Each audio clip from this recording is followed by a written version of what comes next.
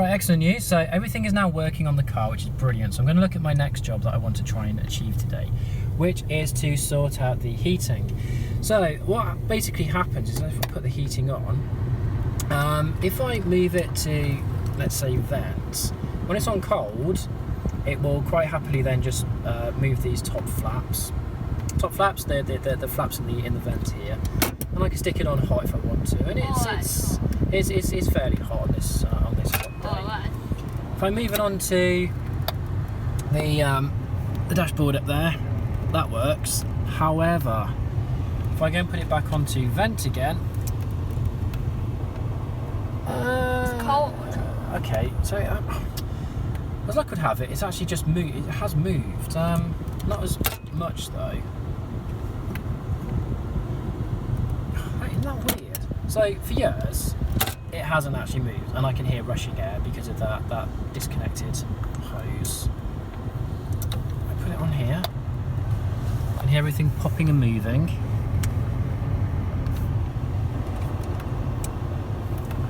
Around to vents, and I've got vents again. I mean, how ridiculous is that? Right, hot. Onto the windscreen. Ah, there we go. Nothing. Right, so there's nothing on there. And back to vents. Nothing.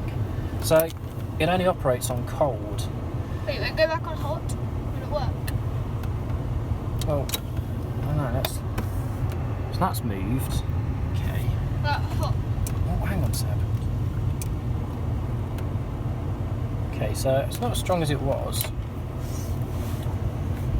Okay. On hot.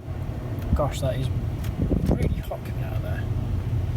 It's ridiculous because in the winter it's freezing. It's rubbish.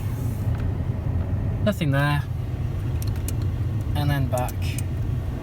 Absolutely nothing. So I don't know what did they call it? Hose B, vacuum hose B does, but maybe it's got something to do with the heat. Now these other settings I don't actually use because I can hear rushing air now. Okay, so that vacuum. I wonder if vacuum B does that. Well, let's close it off. There's the rushing air. Because all this aircon stuff, I mean, doesn't actually work anyway, but that's supposed to be on recycle, like that one there. Oh, you can't see it. That one there is supposed to be recyclable air, so you don't get fumes in, which would be quite nice in this car. Let's put it back on there. Yeah, it's back and vent. Yes, cool air. Well, it's cool air. It's just coming from outside. All right. Well, I'm still gonna investigate. But it doesn't look like it's too critical a hose. But hopefully I can glue it back together. Next vid coming up. Right, so I'm back in one of the most uncomfortable of spaces I could encounter. Glove box is off. And what do we have? Remember last time, that was a moist pipe that goes into the heater, and right now it's interesting, it's dry. I wonder if actually having the engine, I don't know, actually a little bit crusty, but I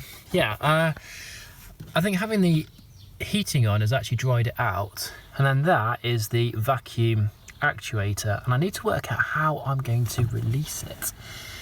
Up there is a catch that it's on, but I've never come across anything like that. It's got a little, where's the camera? Got a little screw, little worm sort of thing that goes into there. So that goes in, and that should then release it. Once that is then released, it'll be in its cradle. Maybe I can then unhook it, pull it through. Unless it's, oh, it's in a bracket.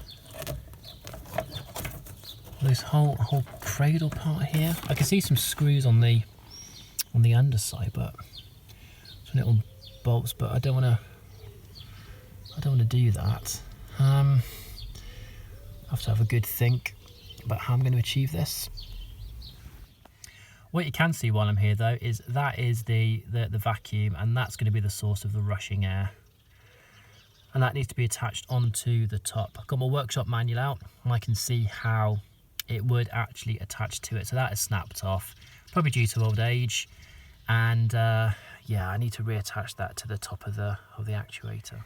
So that little space there, looking at the fitment, I've got the world's smallest Allen key, which appears to be going in, and should be able to undo that fitting.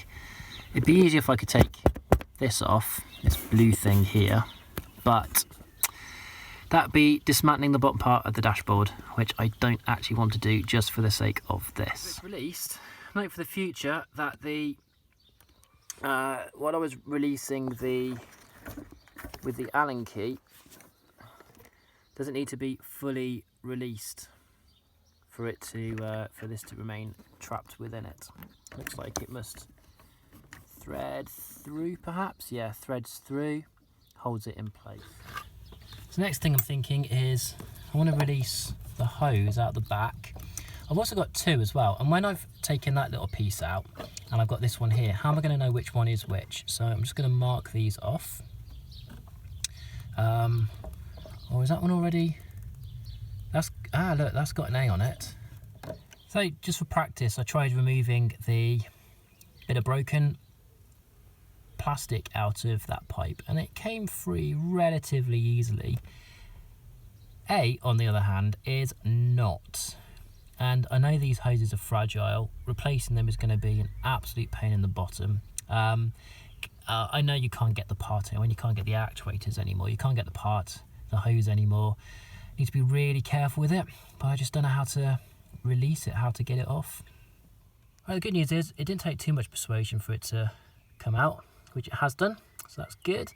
Now I need to remove it, and it seems that it doesn't really come out the cradle particularly easily, if at all, but the back of the cradle is held on by a few bolts. In order to do that though, I need to get that off. So I'm going to see if I can be clever and disconnect the this sort of harness here for the glove box rail. If I remove that there, I can get at the bolts behind it, and then I can get the back of the actuator harness off, and then hopefully withdraw the whole unit. It is removed. I managed to gently maneuver the device through the aperture, and I guess what we can see, go back into the dark because I've got the light on. So that's where A goes into it, and then as I spin it round, there's another aperture somewhere. There we are. There's B, and B is snapped off. So I'm going to see the best way of being able to glue that back on. Back in my garden, and now I've got the actuator off, and I need to glue it. What I don't want to do, because these are really super rare and they're pretty precious, and these aren't, remember the gear surround, that everything's snapped off. I'm going to try gluing that, and the method I'm going to use is using a bit of super glue and bicarbonate soda, baking powder. So and see what results I get. If it works on this, that's great. What I'm thinking, I should be able to build this back up again and actually get a good seal, being really careful with it, and then get it back on the car and see what happens. Okay, so I haven't tried this before, so I'm going to do a little bit of an experiment. I'm going to get a bit of this stuff out. Okay, I wasn't expecting it to be as crusty as it is. Break it up. Now, I don't really have anything to... I've watched a couple of YouTube videos on fixing plastic with this method, and out of a picture hook, I've made a little applicator, and I'm just gonna try it and see what happens. So I'm gonna put a bit of super glue on there. So that's going to take a little while to set. My hand's getting up. I'm going to put that on there, and wow, actually that.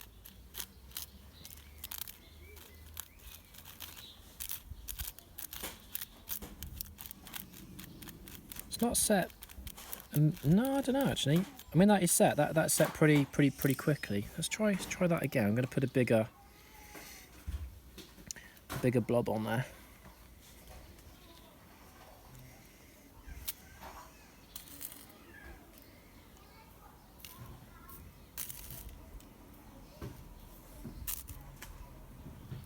That's a lot. It is. I knew that for a moment. Okay, so I don't know. Is it actually? It goes off. It kind of squidges. It's not quite like in the other videos. It does go hard. Okay, so it does seem to work. It does make it cure. So what I'm going to do, I've got some tweezers, and I am going to painfully hold these in place. I'm going to sand the ends off. I'm going to sand the ends, file it down, get that in place. What do you use? I haven't put anything on it yet, Seb. So I'm gonna sand that down. I'm gonna put that in place, and then I'm gonna glue it, and then hold it so it's there, and then I'm gonna build up around it, adding this bicarb of soda. All right. So while Seb was actually playing around my phone, what I've done is I've held this in place painstakingly. I've dribbled a bit of the bicarb on it. Gonna put a little bit more on there. So what I intend to do is I will then dribble some. Even more. I'm going to put some super glue on it. Oh, your hand, your big hand. Is that the right way round? Don't ask me. Oh, Daddy. Put some wrong thing.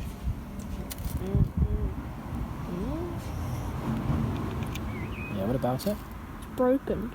I know it's broken. I'm going to stick it back up. That's the idea.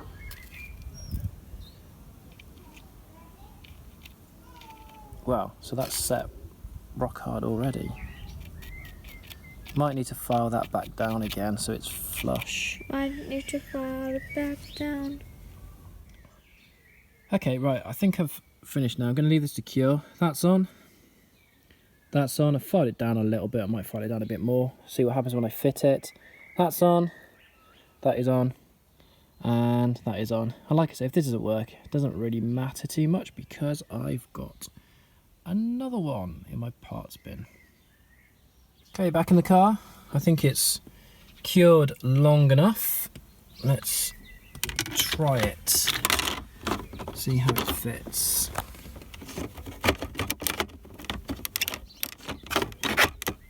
First question, is this the right way up? Just gonna put the phone down and see if I can get it to fit. Yeah, it was going in, which is cool. When I tried to move it though, just maneuver a little bit, that one popped off.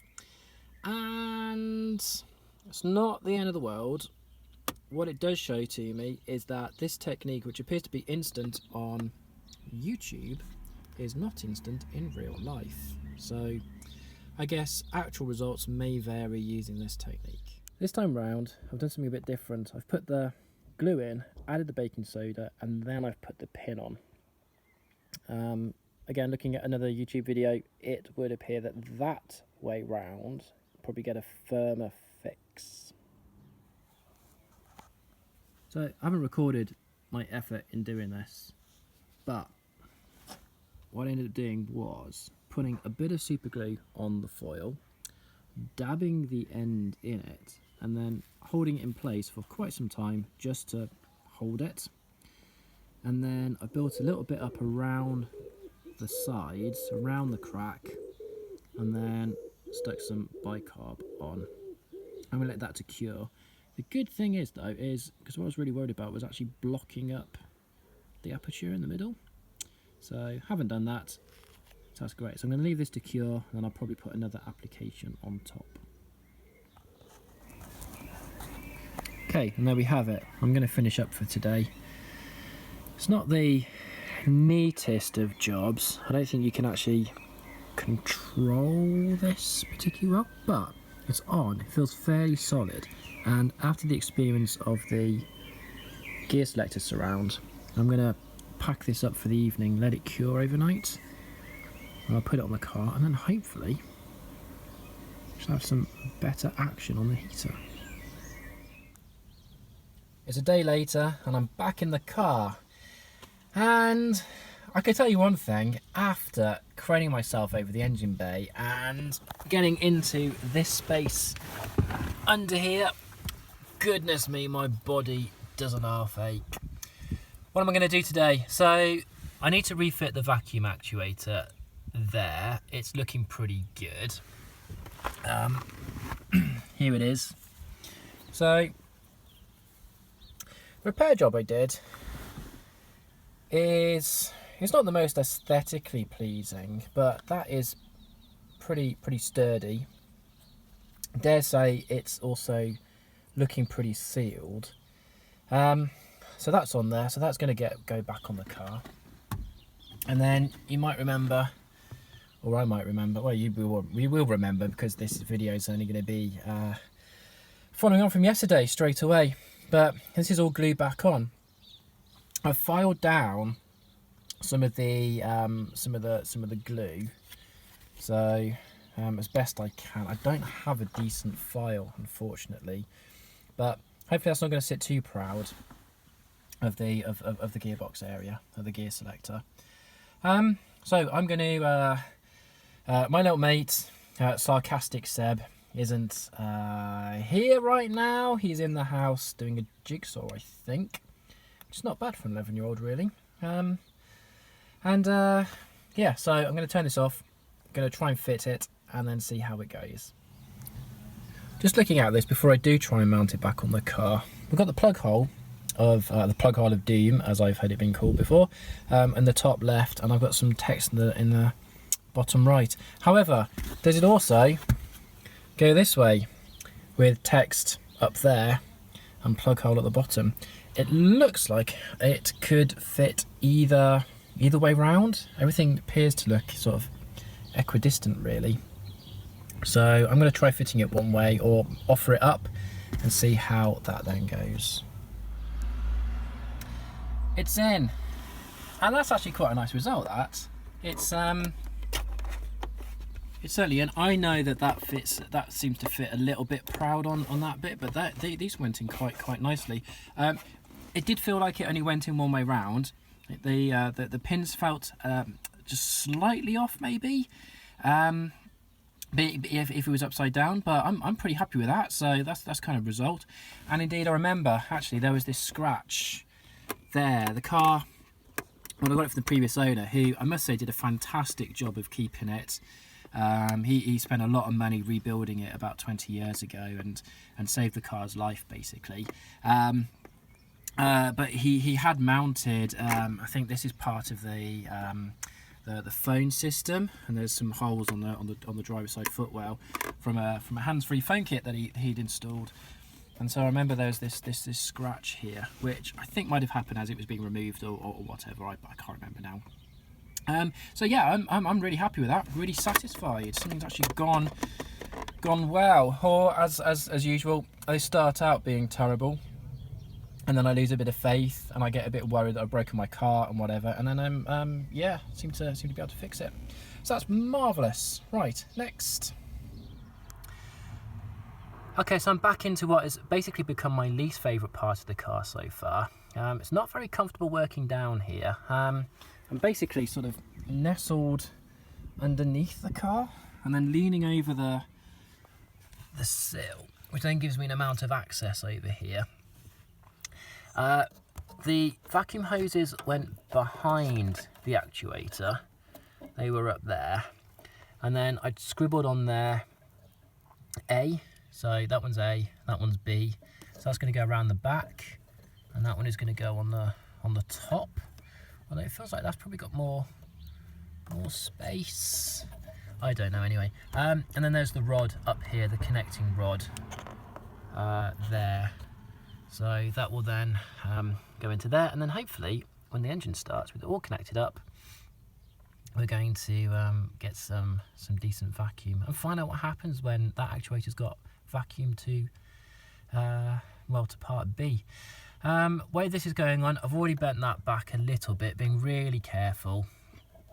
God knows why Rover did it this way, but I've bent that back a little bit. Should be able to mount the actuator into there. So next video, hopefully it should be in situ. I think it's going to be a bit of a pig to get in. So what have I done? I've ended up biting the bullet of taking the rail off, because I just couldn't, for the life of me, get enough purchase onto A into the back of the actuator. B went on no problem, but B seems to be longer than A. And indeed, it ends up touching. I don't know if we can see this, but it ends up touching up against the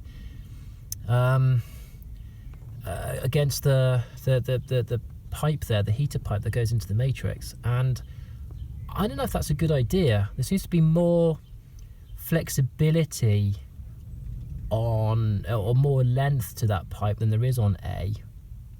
And I don't know whether, when it's snapped, maybe the two were swapped over. I don't know if that has any impact on the actuator or not.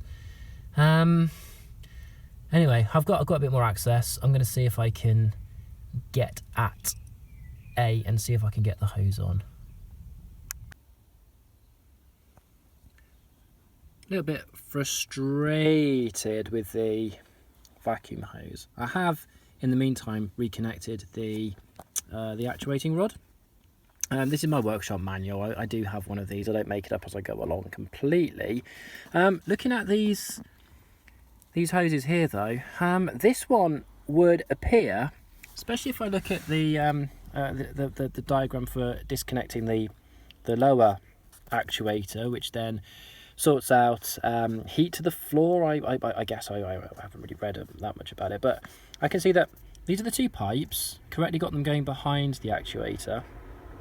I wonder if one goes up and then comes down through here and into there. This is some sort of mounting plate for the bracket. On my car, for the life of me, there's no way that was coming off. It appeared to be riveted. I don't know how you would end up removing that. And indeed, if I did try to remove it, I've actually got these are the pipes for the heater matrix. So maybe I could just gently remove it a little. I mean, I have no idea really. So there's a hose in the back. This hose, what I think I might then do is just sort of tuck it out the way of this pipe. This is the one it's touching. Potentially I might swap them over. I haven't decided yet. Or I might try it one way and then I might try it the other way, because there's definitely more slack on that one, but I guess that's because it must go up and then come back down again. I can categorically say that tightening that little grub screw up is the most fiddliest pain I've probably come across in this car. Additionally, the actual fitment spins round, and it has a hole on the other side. So actually, if you spin it round and you put it on the wrong side, there's no grub screw to tighten up, and then you have to go through all the faff for sorting it out all over again. The other thing as well is the workshop manual says to make sure that the flaps are closed, which they are, but then to withdraw the rod back. But if you do, then, I mean, I've withdrawn it a little bit, so the actual bit of the rod that overshoots is very, very tight, and I think looking back at my old videos, it was definitely like that.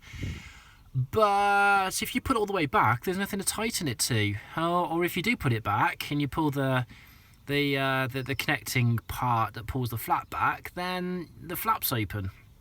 So I don't know what the manual's going on about. All that is left to do now is to work out how I'm going to tidy up hose B and keep it away from that heater pipe, and then get hose A on. So I'm going to give that another go. What I might do is actually tape hose B.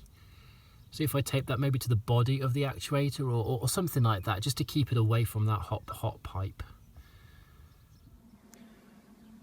I've had to switch to my other phone, an old phone that I keep around. It's always a good idea not to sell these things. Basically, I'm really struggling, so I've ended up putting the seat down. I don't want to put my shoes on the back seat. but I thought actually if I could get lying down in here, I get a much better view of what's going on here. And again, seeing pipes A and B, hoses A and B. So that's not such a good camera on this phone, but there we go. Right, gonna keep trying. Right, so engine's on, and at the moment I've got it to cold and I've got it to demist, and I've got cold air coming up out there. Turn it to hot. Got some, well, lukewarm air at the moment coming out. If I turn it to, well, let's put it onto a vent. So there's nothing coming out of there. If I put it on cold, it's barely anything. What else? Onto heat, so I can hear a noise, and the lower parts have opened, but not particularly strong. Heat coming out of that though.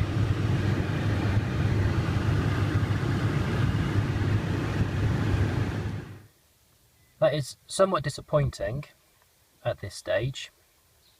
So that control arm, that arm there, just isn't really moving, and I don't know how the actuators work, but I'm going to swap those valves over, those hoses over. Of course, now the engine is up to temperature.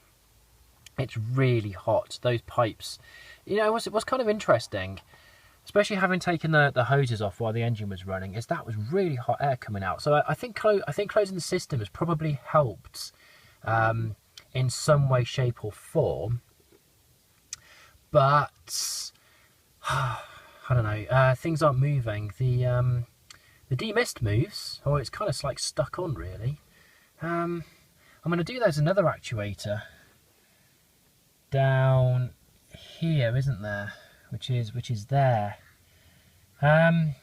And I had previously rigged that, so I did have demist on all the time, which was necessary in the winter time. But yeah, God, that's frustrating. Let's give it a moment. Might have a cup of tea and then see how I feel about this. That is now moving. I don't know about whether that should be higher up or it's only retracting, but it's got much further that it could go.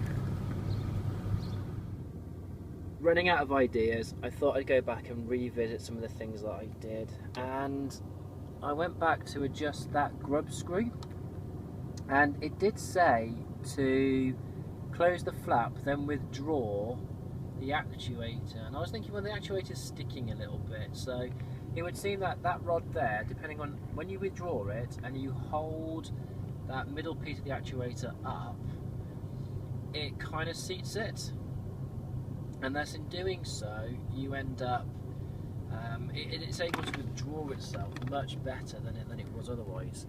I've still not doing anything with cold.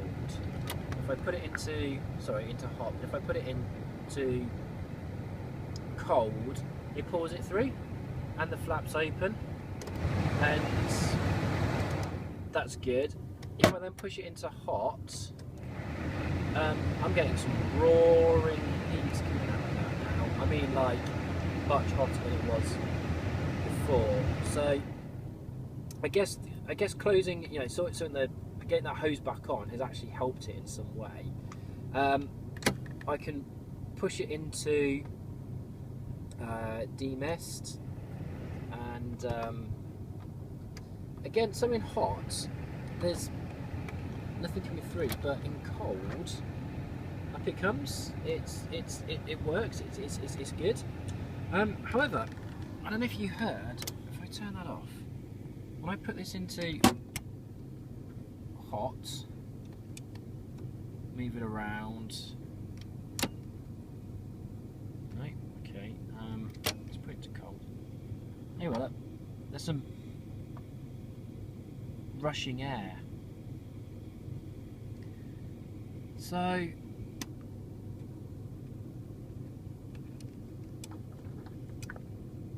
is there something